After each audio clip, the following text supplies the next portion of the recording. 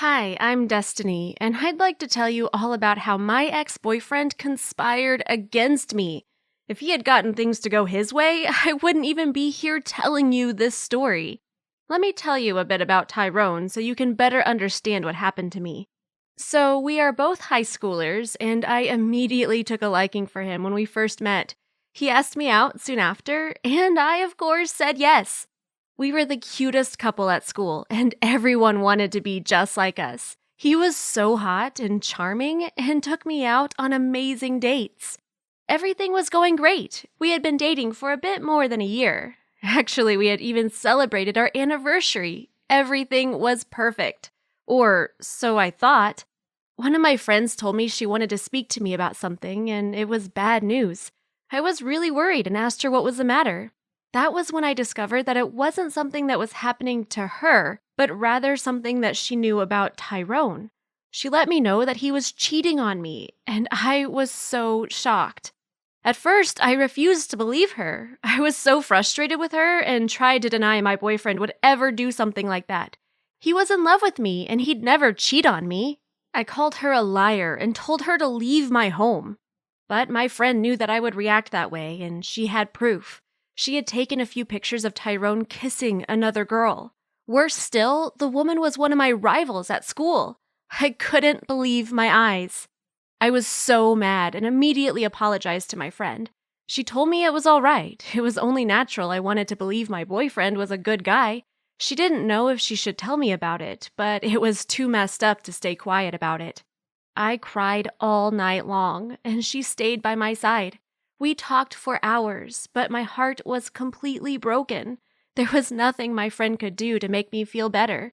The very next day, I texted Tyrone and asked him to meet me at my place. When he arrived, I didn't let him inside. I stood on my doorframe and told him I knew all about his cheating ways. Of course, he played it cool and tried to deny it, but I wasn't having it. I showed him the pictures and let him know we were so over.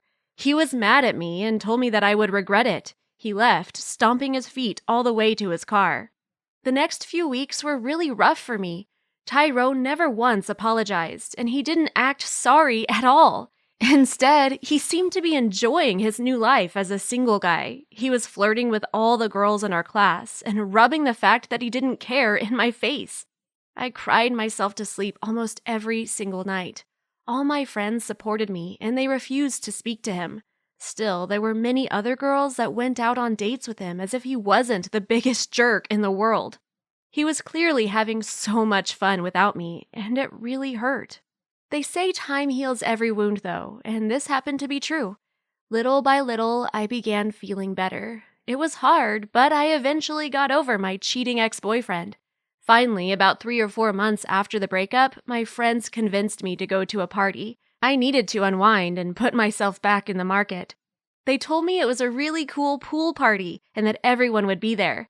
When we arrived, though, we realized, to our horror, that it was Tyrone's home. I was in shock and almost refused to get out of the car. I couldn't be at a party thrown by Tyrone. I had just barely managed to get over him and his cheating ways. It would be too hard to be around him there while he flirted with girls in bikinis. My friends convinced me that if I didn't go, he would win. They admitted that they knew the party was there, but that they needed me to finally face reality and let go of my feelings for that loser. So I decided they were right. I didn't care about Tyrone, and he could deal with the fact that I was at his party, looking gorgeous and flirting with whomever I wanted. I was wearing a beautiful bikini and looked amazing. My friends even helped me with my makeup, so you better believe I was a total babe. People were having lots of fun. Everyone was playing games, partying, and eating. Some students were even in the pool, having a great time. The truth of the matter was, I struggled to relax. At first, all I could think about was when I'd get to leave and curl up in my bed. But as the party got more and more fun, I ended up having a blast. I danced with a few guys, giggled with my friends, and had some delicious food. I even decided to get in the pool and enjoy myself for real. The problem was, I had been sleeping only a few hours every night, so I was really tired. I ended up falling asleep on a big inflatable pool bed. It was so relaxing, and I didn't even realize people were beginning to leave. My friends thought I had gone home with a guy I was flirting with, so they didn't think to look for me in the pool. That's when things went south. Tyrone noticed I was sleeping there, and he apparently was still holding a grudge against me. Remember how he told me I'd regret dumping him? Well, he had been waiting for the perfect moment to take his revenge. I always thought he meant he'd keep dating girls while I watched in distress or something like that. I never thought he might try to hurt me for real. He wanted to make sure my life became a living hell, and his mind went into this really dark place. I still can't believe he ever thought his plan was a good idea. Sure, Tyrone was mean and a cheater, but I never thought he was this evil.